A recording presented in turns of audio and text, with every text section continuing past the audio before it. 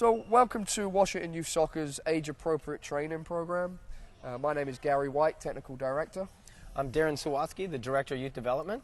Our age-appropriate training program has been designed for the recreational coach or the youth coach that would like to find out more information about how to train U8 players. This program is online. So the first part of week 1 is dribbling and agility. As you can see, the coach has set up a 20 by 20 yard area, Darren. Yep, and she's which is appropriate to the age of the kids to make sure that she can stay connected. You also notice that the coach has distinguished herself so that the girls don't get confused as to who is training against who. The purpose of this practice is to improve general coordination in a fun, orientated environment. Exactly. And again, we always want to talk about putting smiles on their faces because they are kids after all. We want to work and help develop their ability, agility, and the different techniques and things that we work on. But at the end of the day, they have to have a smile on their face. What's important here, Darren, is you see the coach is totally involved in the session. The players are feeding off her enthusiasm and motivation.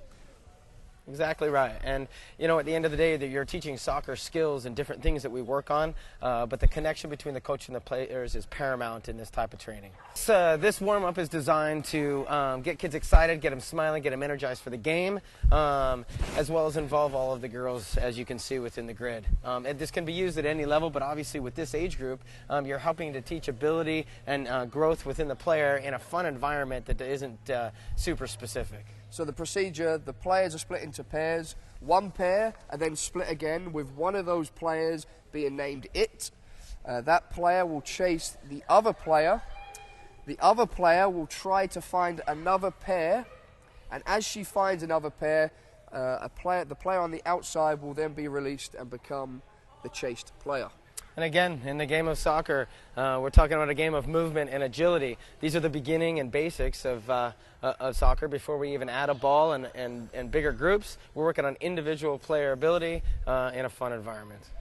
The main coaching points that the coach would consider at this point is the change of direction, Darren, and how important is that in the game today? Oh, it's massive. You know, you talk about everything from a 4v4 up to an 11v11, even a 1v1. Change of direction in the game is the way that you unbalance a defender or a group of defenders in order to penetrate the opposition.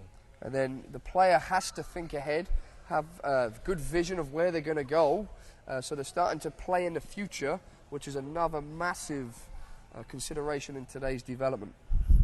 You know, we're moving on. We're talking about cooperation. How then do you work to move to the next one? As you can see, one person joins the group and the next one's ready to go.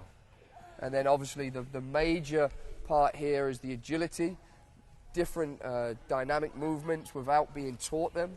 And obviously fun, Darren. Well, again, the most important thing in these age groups is that they learn in a fun environment. If we're too strict, then they're not going to want to do it. They're not going to want to be there. If you leave them laughing and having a good time, they'll be coming back for more. And this is a warm-up, but the players are moving around, having fun, getting their bodies warm, ready for the session ahead of them in a very, very controlled, safe, fun environment. Exciting soccer.